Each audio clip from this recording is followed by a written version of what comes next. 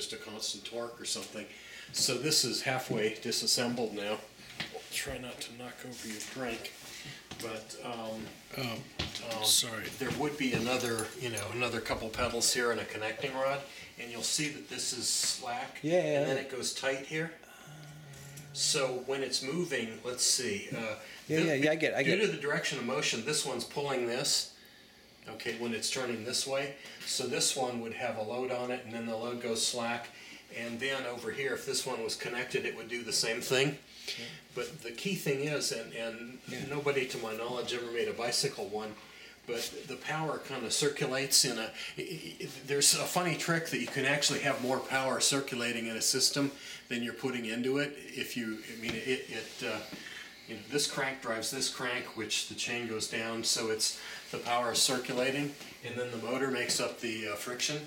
So if your total friction in the loop is like, say, 5%, you can put in 1/20th, 5% of a horsepower, and you can have a horsepower circulating in the loop, and you're recirculating it. And I've never seen it done with bicycle cranks, but they do that for like, just in, say you're making big industrial coupling that has to align two big shafts on a power plant, and you have 1,000,000 horsepower going through it.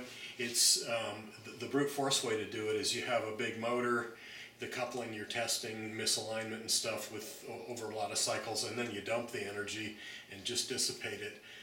But the efficient way to do it is you do the same thing in I guess they call it a 4-square machine, where you have the coupling, a big gear, another big gear, another shaft, 2 big gears, so the power stays in a loop, and you load it just by here's the coupling you're testing. The other coupling, you crank, it slips, so you just crank a big torque into it and lock it together.